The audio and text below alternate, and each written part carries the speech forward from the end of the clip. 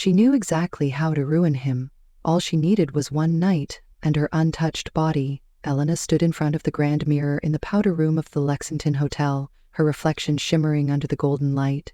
She barely recognized the girl staring back, a stranger draped in silk, red lips trembling from fear, not seduction.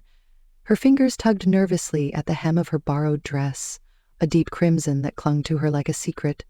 She had never worn anything like this before. She had never needed to, but tonight she needed this more than her fear, needed this more than her pride, because tonight was not about desire, it was about revenge. Outside the ballroom pulsed with the quiet arrogance of old money. Laughter clinked against crystal glasses. Violins hummed above the murmur of closed-door deals. Her heart pounded louder than any orchestra, a rhythm only she could hear, reminding her what she had to do. 1 hour, 1 room, 1 man, Dorian Wolfe. The name tasted like cold iron on her tongue. She had spent 3 years whispering it into the darkness of her cheap apartment, swearing she would never forget the man behind her father's ruin, the man who wore tailored suits like armor and built glass towers on the graves of families like hers. She stepped into the corridor. The heavy doors muffled the world behind her, leaving only her heels clicking on marble floors. She rehearsed the lines in her head, the soft smile, the helpless laugh, the trembling confession that she was just another naive girl drunk on fairy tales. He would believe her because men like him always believed they owned the ending. Her mother's voice ghosted in her memory. Sweet girl, stay kind, stay honest. But kindness was a luxury her father's funeral had buried years ago. Tonight, she would bury the rest of her innocence with it. A man at the bar caught her eye, offered a glass of champagne. She shook her head. She needed to stay sharp. The sweetness of liquor could not dull her resolve, not tonight. She drifted toward the VIP corridor. Security eyed her, but she had memorized every move. A small slip of paper, the name of a billionaire's assistant whispered at the right ear, a hand brushing a shoulder just so, and the velvet rope parted like a curtain on a doomed stage. Dorian's suite was at the very end, penthouse level where the city lights bowed to him from below. She paused outside the door, her pulse a drumbeat in her ears. She could turn back now, walk away, pretend she was not the girl carrying a hidden recorder in her clutch, the girl who planned to steal not just secrets but the very proof that would crush him. But when she closed her eyes, she saw her father's hands shaking at the kitchen table. The letter that said he embezzled funds, the headlines that called him a thief, the rope, the silence, the echo of her mother's sobs that never really stopped. Her hand hovered above the polished handle. She whispered a promise into the empty hallway. I will not leave here empty-handed. The door swung open before she could knock. Dorian Wolfe stood there as if he had known she was coming. Tall, broad-shouldered, eyes sharp enough to slice through her lies. He wore his power so easily. The sleeves of his white shirt rolled to his forearms, veins visible beneath skin that looked like marble under soft lights. His gaze dipped to her trembling hands, then rose to her eyes, lingering there so long she felt every secret she had ever buried quake inside her chest. Good evening, he said, his voice deep, steady, as if nothing in the world could move him. She parted her lips, the words stuck behind her teeth, her rehearsed lines gone. All she could see was the man who would never beg for forgiveness because men like him never had to. But tonight, he would lose something. He would lose her innocence, and maybe in the ashes of that trade, she would find her father's stolen dignity. She stepped inside without waiting for his permission. The door closed behind them, swallowing the noise of the city, leaving only 2 strangers and a promise of a night that would cost them both everything. Elena had never imagined her life would lead her here. Standing in the lion's den, dressed like a temptation she had never wanted to be.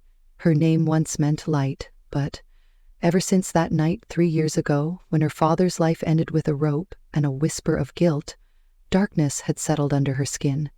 She was 22 now, but she felt older.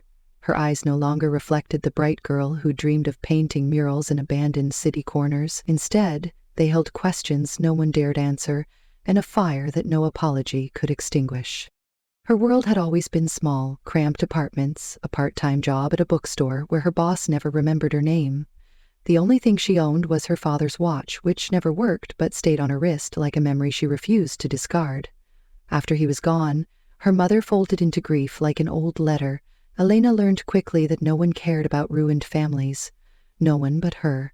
So she hunted the truth alone, digging through public records, bribing clerks with her last dollars, collecting whispers that all pointed to one name: Dorian Wolfe. He was the kind of man headlines called elusive. Self-made, they said, though Elena knew no man built an empire without stepping on the throats of the desperate. His family name had once been tarnished by scandal. Old money turned sour, until Dorian stepped in, cleaned the filth with newer dirt, built towers that scraped the sky, and boardrooms that made grown men stutter. The media painted him as ruthless yet charitable, the kind of man who donated to children's hospitals and fired hundreds overnight if the numbers told him to. In the photos he was always alone, tuxedo sharp, hair slightly tousled like he had run his hand through it after signing something that changed the world for someone else, but never for him. Tonight he looked exactly like every rumor she had memorized. Too tall for comfort, too handsome to make sense. His dark hair messy like he had just come from some secret battle no one would ever hear about. The top buttons of his shirt undone as if even fabric had learned to fear him. Elena felt her pulse hammer against her ribs when he stepped closer, the door clicking shut behind her like a promise she could not run from. She noticed the room smelled like cedar and expensive whiskey, the carpet so soft it silenced her trembling steps. The skyline glittered through floor-to-ceiling windows behind him. Manhattan spread like a secret under glass. He offered her a drink, but she shook her head. He poured himself one anyway, amber liquid swirling in crystal that caught the light and fractured it across the floor. He asked her name, though she knew he already knew it. She lied anyway, said her name was Elle, a half-truth that felt safer than confessing she had practiced saying his name in front of the mirror for nights on end. He asked her why she was here, but his tone was soft, almost curious. She swallowed the lie down with her fear, whispered that she wanted an experience, wanted a memory that felt like a dream, something no one could take from her. He smirked at that, a slow curl of his lips that made her knees feel traitorous. He offered her money, not outright but in the language men like him used. How much would this memory cost, he asked, his voice calm as if he were buying time itself. She told him she did not want money. She wanted something real, something that could not be measured in zeros. And when he stepped closer, the shadows caught the edge of his jaw, sharp enough to draw her secrets out without a single word. He asked if she was afraid. Her answer surprised them both. No, she said softly, because the only thing left to fear had already happened. He led her to the window, the glass cold behind her back. The city lights blurred like a painting in motion. He did not touch her, not yet. His eyes searched hers, as if trying to find the truth she was hiding under her skin. She wondered if he could hear her heart, if he knew that under this silken, trembling breath was a girl carrying more than her father's ghost. She was carrying a plan, a recorder taped to her purse, a voice that would bring him to his knees if she played it right. But in that moment, when his hand lifted to brush a stray hair from her cheek, the plan felt like a weight pressing down on the last innocent part of her. She reminded herself this was not about desire, this was about justice. But her body did not understand justice. It only understood the way his breath warmed her ear when he whispered that she could still change her mind. She did not, because revenge was all she had left to believe in, and tonight was the beginning of the end for both of them. Only he did not know yet that when the sun rose she would leave this room with something he could never bury, but the secret that even billionaires could bleed when touched by the right kind of betrayal. She thought she could keep the line clear in her mind, business and betrayal, no space for anything soft or confusing. But standing there with his fingers brushing a ghost trail along her jaw, Elena felt the walls she built crack in places she had sworn would never break. Dorian's voice was lower now, as if he was trying to calm something inside himself too. He asked her where she came from, what she wanted from a man like him, and she laughed quietly, not because it was funny, but because how could she tell him the truth when the lie already tasted better than honesty ever did? She told him she came from nowhere and wanted nothing. And he smiled, like he saw right through the words, yet chose not to expose her just yet. The glass of whiskey in his hand sat forgotten on the marble table. Between them the silence stretched tight. Elena's throat felt dry. Her eyes flicked to the hidden recorder in her bag sitting by the armchair a few feet away. If she could get him to speak about the deals she knew were buried under charity fronts, if she could make him careless just once, she would have enough to clear her father's name. But the words she needed him to say hovered out of reach. Instead, what filled the space was a strange softness that pressed against her resolve like a tender bruise. Dorian moved closer, but not in the way she expected. He did not drag her to the bed, did not grab her wrist. He simply stood before her so near she could feel the heat radiating from his chest. His hand hovered above her shoulder, as if asking for permission to touch a part of her that felt untouched by any man's hands. His eyes did not roam her body like she thought they would. They stayed on hers, unblinking, dark and searching. "What do you want, Elle?" he asked again. Her breath hitched. She wanted to say, "I want your confession, your ruin, your power broken under my feet," but her mouth betrayed her. "I don't know," she whispered instead. His thumb brushed her cheekbone, a touch so gentle it made her want to lean in and pull away at the same time. She had imagined him cruel, sharp edges and cold words. She had prepared herself for the worst version of him, but he was not what she expected. The monster she had built in her mind looked nothing like the man whose eyes looked almost tired, almost lonely. The distance between them dissolved slowly. She could taste the faint scent of whiskey on his breath. The city lights behind them flickered like stars that did not belong to either of them. He leaned in, his lips brushed her forehead instead of her mouth. The simple gesture stole the air from her lungs. She could have handled hunger. She was ready for possession, but tenderness was a weapon she did not know how to fight. He murmured something she barely caught, that she could leave if she wanted to, that this was her choice, not his. Elena's hands trembled at her sides. Her mind screamed to pull away, to grab the bag, get the words she came for, and run. But her feet rooted her to the floor. She found herself whispering questions she never meant to ask. Why me? Why this? Dorian's lips curved into a sad smile. "Maybe because you don't look at me like you already decided who I am. Maybe because you remind me what it felt like before all this." He gestured vaguely at the world beyond the glass. The empire she blamed for her father's grave, and for a moment she hated how his voice cracked on the edge of the sentence, because it reminded her he was human when she needed him to be a villain.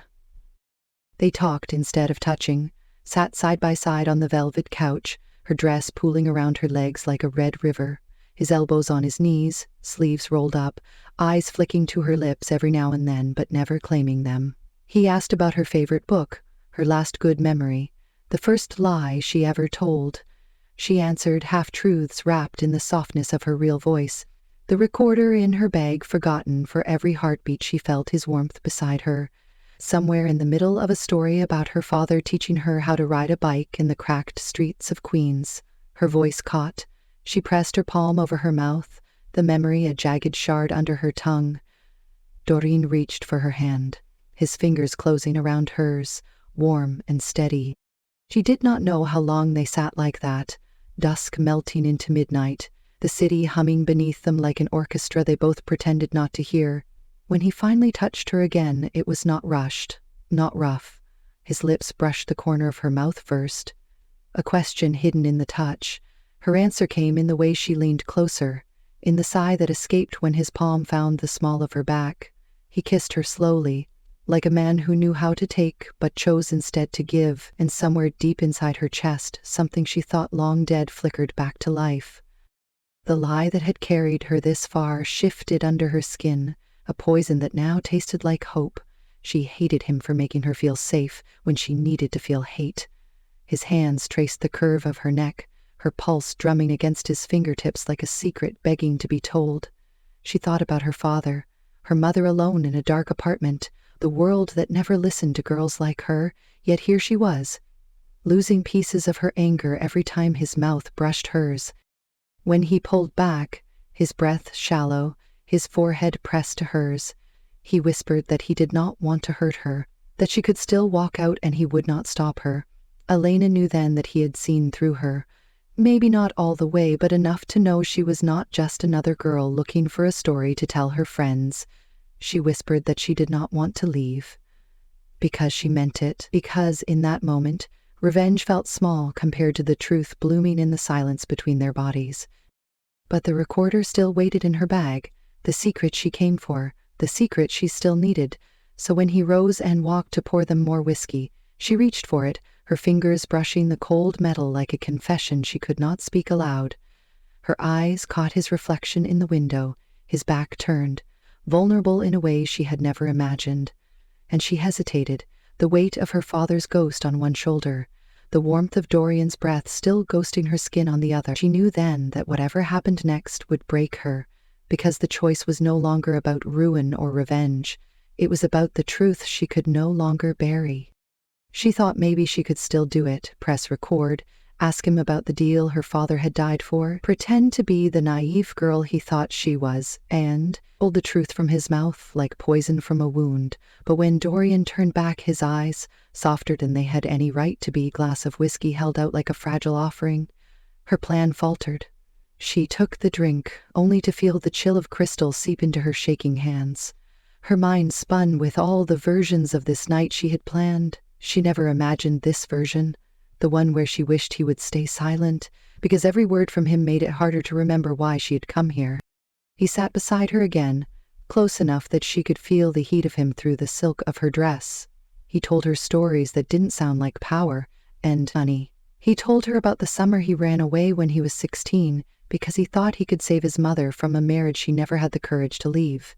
He told her about the first company he burned to the ground because he believed too much in the wrong partner. His voice dipped low when he said that sometimes the world only respected you if you learned how to play dirty, and sometimes dirty was the only language people listened to. Elena listened, every heartbeat a betrayal of the promise she had made to her father's grave. When she asked him about his enemies, his tone shifted. He leaned back, one arm draped over the couch. His fingers brushed the edge of her knee like an absent thought. He said the only people who hated him more than his competitors were the people who once trusted him too much. She swallowed the bitter taste rising in her throat. She could push, she knew she could, but his hand was there, warm and sure, and her body leaned into that warmth like a traitor. The recorder stayed hidden, untouched. An hour passed, then another. The whiskey went untouched on her side, but the glass in his hand emptied slow, the city outside blurred behind the fog of her pulse. When he spoke again, his voice cracked, the perfect mask slipping just enough for her to see the boy beneath, the billionaire. He asked her if she ever wondered what it would feel like to wake up in a world where nobody expected anything of her, where she didn't have to carry guilt that didn't belong to her. Her lips parted. She wanted to say she didn't know how to live without her ghosts, but her mouth found another truth instead. She whispered, "I wonder that every single day." His forehead pressed to hers again, breath mingling soft and shallow, their hands tangled together like roots finding earth in the darkness. The kiss, when it came, was not planned, not calculated, not even meant to happen, but it did. And when it did, it felt like drowning in a tide she had sworn she could resist. His mouth found hers with a hunger that tasted like mercy. No rush, no greed, just heat and questions. Her fingers found the collar of his shirt, clinging there to something real, while the storm she had carried all this way began to fall apart inside her chest. They moved slow, almost shy. The billionaire who could buy anything in the world, kissing her like she was the first thing he had ever wanted to earn. When his hand slipped beneath the strap of her dress, she stiffened for a breath, but he stopped instantly, eyes searching hers for permission. She didn't know she could give. She should have pushed him away. She should have remembered the plan, the revenge, the proof, but all she felt was the warmth of his palm, the careful reverence in his touch, as if he knew he was asking for something no one had ever taken from her. She whispered a single truth against his lips. "I have never," and the confession cracked open something in both of them. His eyes went dark, but not with greed, with something close to fear or wonder, or both. His hand moved to her face, cupping her cheek as if he were afraid she might shatter. He asked her if she wanted this, not because he needed it, but because he needed her to need it too. Her heartbeat answered before her mouth did. She nodded, eyes wide, throat tight. She told herself it was still revenge, the last step of the plan, to bury innocence in the same grave as her father's stolen pride. But her body told another story, one that hummed with the possibility that maybe, just maybe, this was hers to give, not his to buy. The bed felt too big when he lifted her into it, slow, careful, like he was learning how to hold a secret and not break it. The silk sheets tangled around her ankles, his breath warm on her collarbone, when he whispered that she could still say no. She closed her eyes. Her hands found his hair, messy, and soft. Her nails brushed his scalp. A sigh escaped her chest that did not sound like fear. It sounded like surrender. He moved like he was tracing a map written on her skin. Every kiss, every touch, gentle, insistent, asking, not taking. When he entered her, it was slow, a gasp, a shiver. Her fingers tightening in his hair. She thought of her father, then his voice telling her to be brave. But when she opened her eyes, all she saw was Dorian and the truth she could not hide anymore. After, when the room fell quiet and the city hummed beyond the windows, Elena lay curled against his chest, listening to the steady rhythm of his heartbeat. Her plan lay somewhere on the carpet, where her purse and its hidden recorder had slipped, forgotten beneath her discarded dress. Dorian's hand traced idle circles on her shoulder. He asked her what she was thinking. She almost laughed at the question. If he only knew the answer. Her lips brushed the hollow of his throat. She whispered nothing, and everything at once, because for the first time in years, her mind was empty of revenge and full of a warmth she did not know how to carry. But outside this room, the truth still waited. The world still expected blood debts unpaid, secrets that did not die in silk sheets. Elena knew when the sun rose, the city would not care that a billionaire had touched her like a prayer, or that a girl who carried her father's ghost in her pocket had found a moment of reckless healing.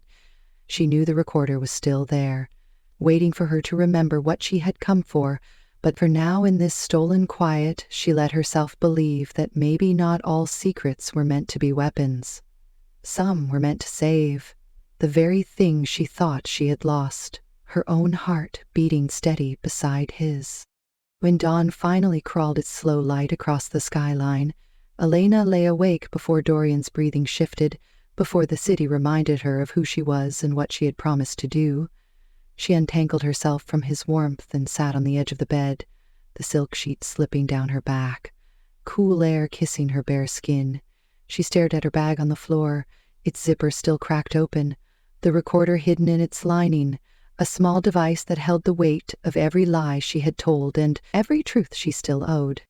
She told herself she would slip it out, press the button, whisper the right questions, catch him when his guard was down and vanish before he even realized who she really was. She told herself this because the other truth, the one that tasted like regret and longing, she was not ready to swallow yet. Behind her, Dorian shifted, a soft murmur, a hand reaching out to find her warmth. When he did not, he opened his eyes. The softness there made her chest tighten. He sat up, the sheet pooling around his hips, the man she had once imagined as a monster, looking more like a boy trying to memorize something. Fleeting, he asked if she was okay. She wanted to laugh, because how could she be okay when the man she should hate was the only place she felt safe? She nodded instead, a lie pressed between her teeth like a thorn. He reached for her, pulling her back to him, his breath warm against her shoulder. He told her they could stay here all day, order room service, forget the world and its claws. She almost said yes, because for a heartbeat she believed they could. Maybe in this penthouse high above the mess. Maybe she could be Elena, the girl who tasted first love in the arms of the man she should destroy. But the city never stayed quiet for long. His phone buzzed on the table, harsh, loud, slicing through the soft dawn. He glanced at it, his jaw tightening when he saw the name on the screen. She watched his expression shift from warmth to the cold mask she recognized from magazine covers and boardroom rumors. He answered with a voice that did not belong to her. Dorian King, the man who owned entire blocks of the city, who had men whispering his name in fear and envy. She could not hear the words, but she saw his eyes flick to her.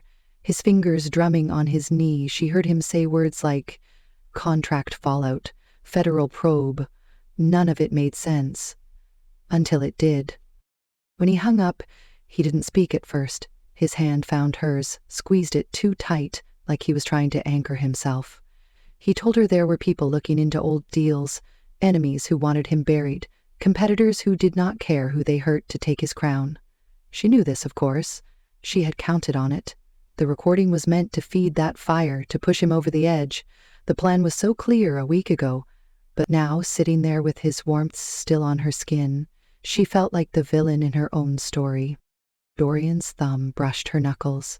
His voice softer now. He told her he wanted her to trust him, that he could protect her from the noise that came with being near him, that he would never let anyone use her against him. The irony was so sharp she almost choked. She was the threat, the blade at his throat, but his eyes looked at her like she was salvation, not betrayal. And she hated him for it. Hated herself more. He asked her to stay for a few days, until things settled. He said the words like a plea, not a command, as if he already knew she might slip through his fingers. Elena nodded. She kissed him because if she spoke, she might confess every secret she carried. She let him believe her silence was trust when it was only guilt. She let him hold her in the shower, warm water masking the tremble in her spine. She let him feed her breakfast on the marble kitchen island, his fingers brushing her lips like it was the most natural thing in the world, and all the while the recorder stayed zipped in her bag, ticking like a bomb she was too afraid to detonate. By nightfall, she knew she couldn't hold it anymore, so when he drifted into the living room to take another call, barking orders into the phone that carried his kingdom, she sat alone at the wide glass window, the city spread below like a trap. She unzipped the bag, pulled out the recorder, turned it over in her palm. She pressed play, and he listened to the fragments of their night, not confessions of guilt, not evidence that would ruin him, but soft words, promises, touches that sounded too human, too real. She should have felt triumphant. She felt like a thief.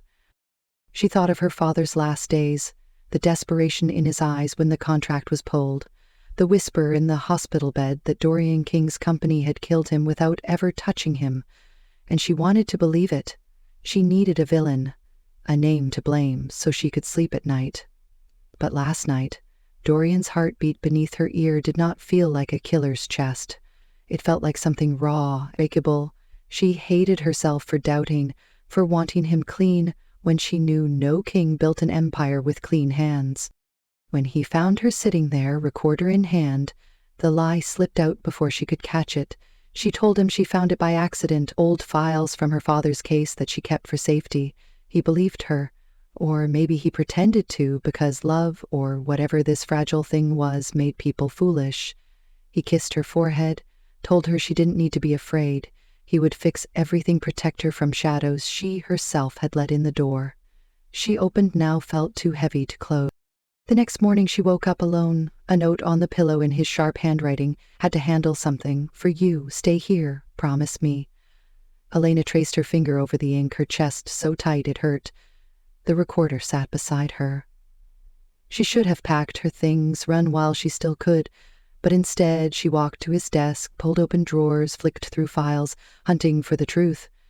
She wanted to see the monster behind the man and bury this softness before it consumed her. What she found instead were letters, her father's name scrawled on contracts, handwritten notes between Dorian and a partner she had never heard of, lines about debt settlements, deals that were not meant to be seen. The truth spilled out in quiet lines her father had signed, something he didn't understand. Sold his company for pennies to cover a debt that was not even his, but his partner had pocketed the rest, and vanished while the papers made it look like Dorian's company had forced the sale, when in fact Dorian had covered the debt, paid off what her father owed to keep the man out of prison. She read the same page 5 times, her eyes burning. The monster she had hunted her entire adult life did not exist. Or maybe he did, but not in the way she needed him to. Dorian had buried her father's debt at a cost that almost sank one of his own companies. She wanted to feel relief, but all she felt was grief. Grief for the years she had spent sharpening her pain into a dagger. Grief for the secret that once exposed would not damn him, but her own heart, because now she had nothing left to fight him with. No lie to stand on, only a truth she could not undo. When he returned that night, she didn't speak. She lay beside him while he slept, tracing the shape of his shoulder with her fingertip, wondering how she would look him in the eye when morning came, because secrets always want to be found out, and she was still hiding the worst one of all. That somewhere between revenge and ruin, she had fallen for the man she was meant to destroy, and he would never forgive her when he found out the truth about her entrance into his life. Her lies, the night she slipped into his room carrying a plan, and left with a piece of herself she could never take back. When morning broke through the curtains, Alina didn't move. She watched Dorian sleep, the way his mouth softened in dreams, the way his fingers curled like he was still holding her even there in the quiet. She wondered if he knew somewhere in the depths of him that she was the storm he would wake up to. He stirred when her phone buzzed on the marble nightstand, the sound sharp enough to slice the soft edge off dawn. Dorian turned toward her, blinking the sleep from his eyes. His first instinct was always her. He reached out, brushing a thumb under her eye as if to check for tears. She didn't know. She'd let slip. The phone buzzed again, and he pulled back, his jaw tightening. He asked her if everything was okay. She lied too smoothly. She said it was nothing, probably an old number, a spam call. She slid off the bed to the bathroom, locking the door behind her. Chest pressed to the cold marble, she listened to the voicemail that waited for her like a ghost from the grave.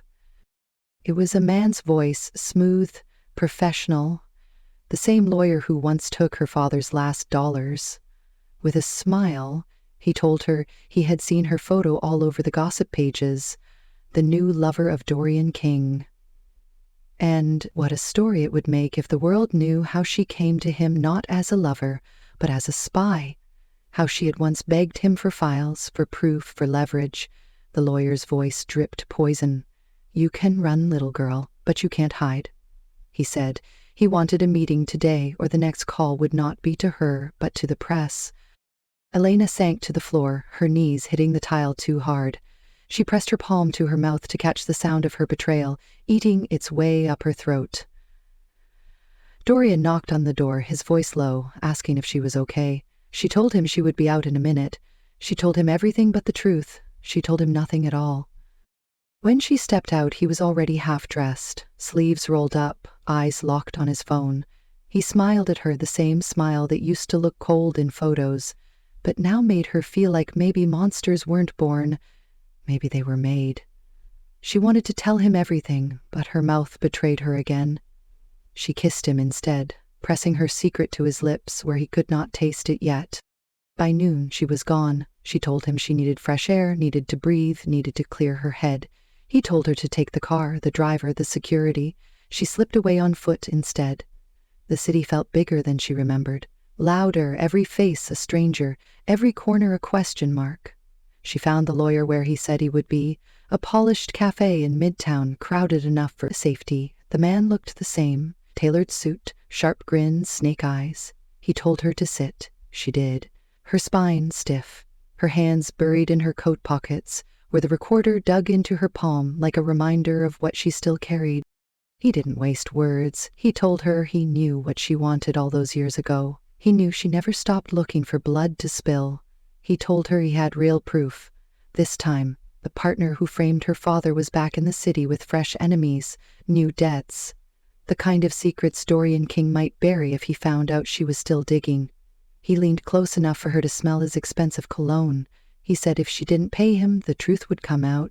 Not just the truth about the partner, but about her, about the night she walked into the billionaire's room, a virgin, with a wire under her dress, about the girl who sold her soul for a chance at revenge, but found something more dangerous instead.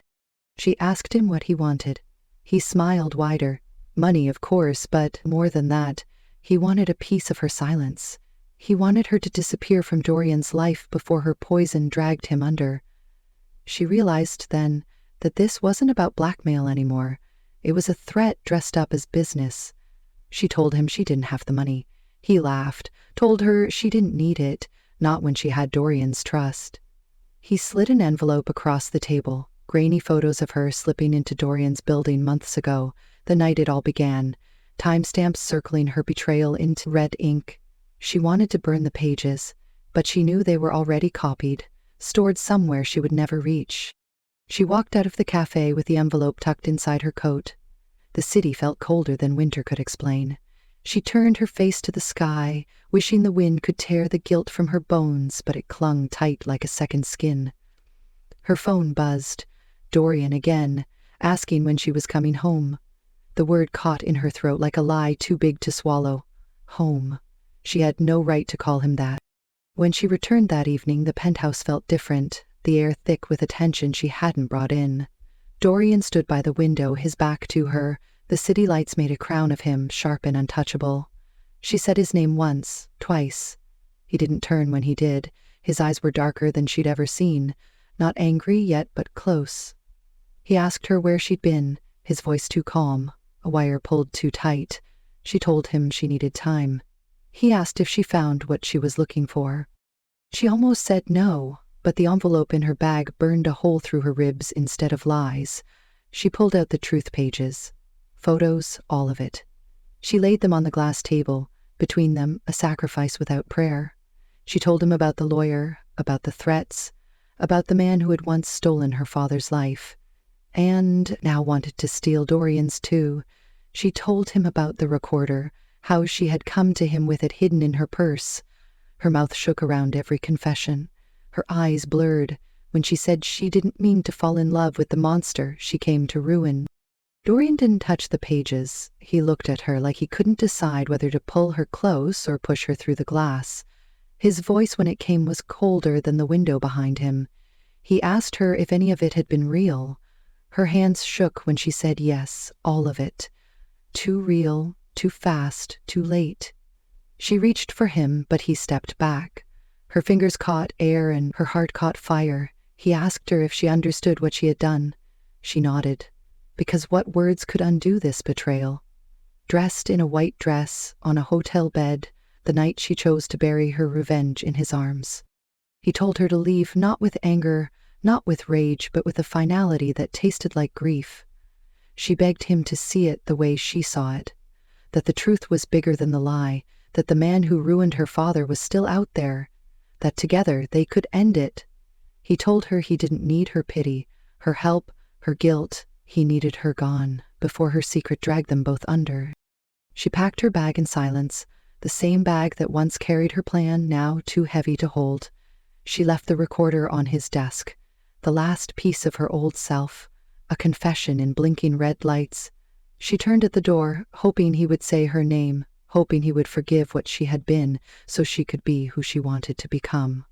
But he didn't move. He stood there, framed by the city he owned, and the kingdom she had nearly brought to its knees. Her feet carried her away, but her heart stayed behind, beating reckless inside a man who would never look at her the same way again. Outside, the winter wind cut through her coat. Her phone buzzed again, the lawyer, one last nail waiting to be hammered into her coffin. She didn't pick up. She didn't run. Instead, she slipped into the night with the envelope pressed to her ribs, the only thing left of a secret too big to hide and a love too true to kill. But some secrets don't stay buried, not when they come dressed as truth and revenge, wrapped in the soft ruin of a billionaire's touch. The city swallowed her whole that night. Neon lights bleeding onto wet pavement, people passing by with shoulders hunched against the cold, while Elena moved like a ghost among them, clutching the envelope as if it were her heartbeat. She found herself back at her father's old neighborhood, the diner where she used to sit waiting for him when she was still too young to understand how secrets could rot a good man from the inside. She sat in the last booth by the window, coffee going cold in her hands, while the lawyer's threats replayed in her head like a song with no ending. Across the glass, the street light flickered under its broken halo. She saw her reflection, pale, hollow eyes, wide enough to hold the truth she hated. Dorian's face flickered there too. His touch, the way he had made her forget why she ever wanted revenge in the first place. She hated him for that, hated herself more because in her chest something had already decided to forgive him long before he would ever forgive her. When the door swung open, she knew it wasn't the lawyer. Before she even looked up, Dorian's shadow fell across her table like a question she didn't deserve. He looked nothing like the king she had betrayed. His hair was damp, his coat unbuttoned, his eyes bloodshot but sharp still like a blade that had not decided whether to cut or to protect. He slid into the booth across from her. No words at first, just the shared quiet hum of the city pushing at the glass between them. He didn't ask how she knew to come here, didn't ask how she had stayed hidden in plain sight. He just looked at the envelope between her hands, then at her. His voice when it came was rough, like gravel. He asked why she was still fighting if she had nothing left to win. She told him the truth because that was all she had left. She said she had thought revenge would fix what was broken, that if she could drag him down maybe she would feel less like she had drowned alongside her father. But she hadn't drowned. She had survived. And then, somehow, in the middle of her lies, he had given her something her father never could, a reason to be seen. He asked her if any of it was real. Again this time she didn't cry when she said yes. All of it. Every touch, every word, every stupid heartbeat. She wanted to bury against his chest, even when he was the last man in the world she should love. She told him the lawyer wouldn't stop, not until someone stopped him. Dorian's laugh was soft, not cruel, just tired. He told her she didn't know what it cost him to stand in front of her now, not as the man she wanted to ruin, but as the man who was ruined without her. She felt it then, the moment his anger cracked, wide enough to show the wound she had carved inside him. They sat there in that booth, two broken weapons too blunt to kill each other anymore. The waitress hovered, poured him coffee. He didn't touch it.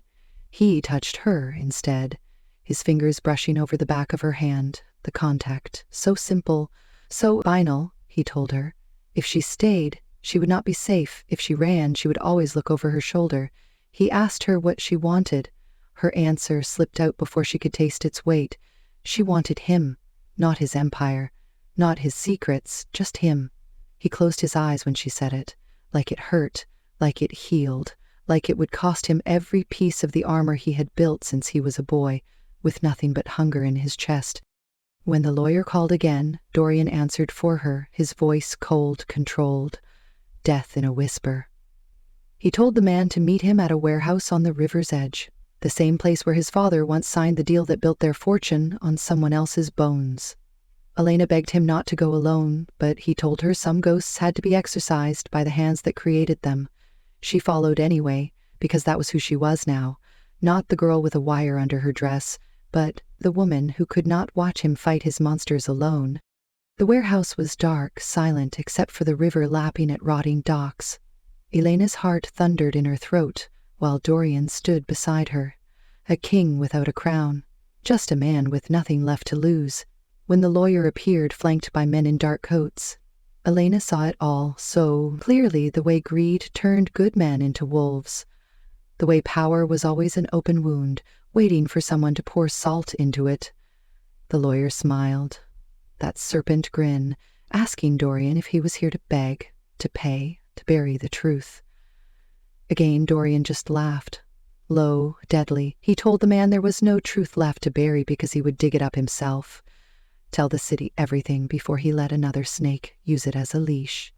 The lawyer didn't believe him at first, until Dorian stepped closer, his hands empty, but his eyes full of ruin. He told the man the files were already moving, copies with the press, more copies with the feds. The partner who framed Elena's father, who ruined Dorian's first company, was already in a car headed to an FBI field office with a story that would burn half the boardrooms in the city to ash. Dorian turned to Elena then, and she realized this was his way of cutting himself free of the chain she had wrapped around his throat, not just forgiving her, but proving to her and the world that no one owned him, not her, not old ghosts, not the kingdom he built from broken deals and darker secrets. The lawyer's face cracked wide with rage. He lunged, but Dorian was faster, or maybe just more reckless. His fist landed once, then again, the sound of bone on bone, sharper than the river wind. Elena wanted to scream, wanted to pull him back, but she didn't, because this was not her fight to finish. When the men behind the lawyer stepped forward, she did step in then, her voice cutting through the chaos, sharp as the truth she had once feared. She told them the police were on their way, that the cameras hidden in her bag were streaming every second of this to reporters waiting for a scandal big enough to swallow the city whole. The men froze. The lawyer spat blood at Dorian's shoes, but it was over before it began. When the sirens painted the river red, Dorian grabbed her hand, pulling her away from the wreckage of a truth too big to hide anymore.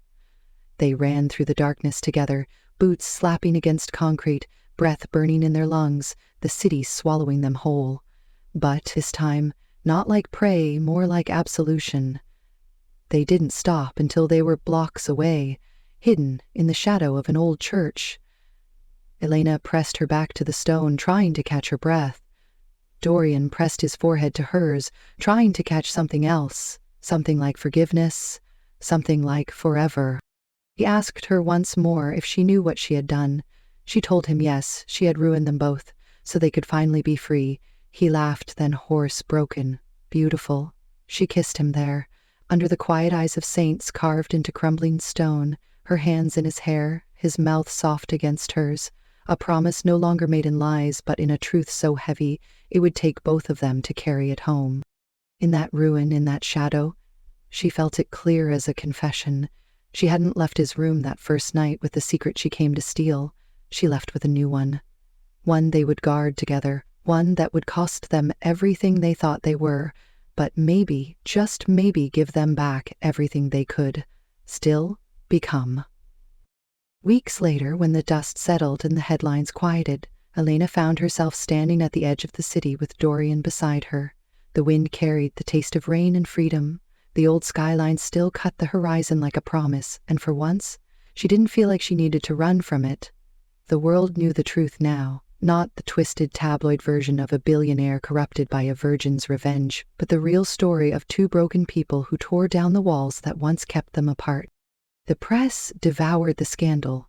At first they called her a liar, a fraud, a distraction, until the files surfaced. Until the man who ruined her father confessed in front of cameras. Until Dorian stood beside her at a press conference, his hand wrapped around hers, telling the world they would rebuild, not the company, but something better. Something that could not be bought or buried or silenced again. The empire Dorian had once ruled with an iron jaw and cold eyes was fractured, but for the first time he seemed lighter, not the ruthless king of steel and glass, but a man whose scars were no longer hidden under tailored suits. He started selling pieces of his old world, investing in causes that terrified the same boardrooms that once worshipped him. Elena watched him stand before crowds not as a monster to be feared, but as a man who learned that power meant nothing without purpose. They moved into a small brownstone far from the penthouse that had once felt like a cage. Elena painted the walls in colors her father would have loved, soft green like the hills he dreamed of when he told her stories of a better life. Sometimes she caught Dorian watching her from the doorway, a soft smile tugging at his mouth. The same man who once bought and sold secrets, now standing in the warmth of a home built from none. Dorian breathed a hope, because now he had friends, protectors from the world and the lies. Some nights when the wind rattled the windows, she would wake with old fear heavy on her chest, memories of wiretaps and whispered threats, but Dorian would pull her close, his heartbeat steady under her palm, reminding her they had already survived the worst. The girl who walked into his room, a virgin, hungry for revenge, was gone, replaced by a woman who had chosen something harder than hate, forgiveness, and the man who let her break him open so he could learn how to live outside the shadows he cast for so long. One quiet Sunday morning, Elena sat on the porch, her fingers tracing lines in a notebook, pages full of sketches and ideas for the nonprofit they were building together. A place for people like her, people who had been silenced by power and fear, but who still had stories worth telling. Dorian stepped outside, coffee in hand, barefoot the way she liked him best. He pressed a kiss to the top of her head, then sat beside her, their shoulders touching, the silence between them easy, soft, earned. She asked him if he ever thought about that first night when she stepped into his room with a lie hidden under her dress. He laughed, a sound so free it made her heart ache. He told her he thought about it every day, how she had ruined him in the best way possible, how she had given him something his billions never could, something that could not be bought, trust, hope, love. The secrets no one could hide because they lived in the light now, not in the corners of a city built on whispers and deals, but in the simple way he reached for her hand when the world grew loud. As the sun broke through the clouds, Elena looked at the man beside her, the man who was once a target, then a sin, then a savior, and she realized the truth she had fought so hard to find was never just about revenge. It was about freedom. Not from him, but from the stories she thought she had to write alone. Together, they were writing something new, something honest, something alive. Sometimes the wrong room, the wrong lie, the wrong night leads you to the right truth. And if you're brave enough to stay when it hurts, to stand in the wreckage, you might just find that what's left is worth everything.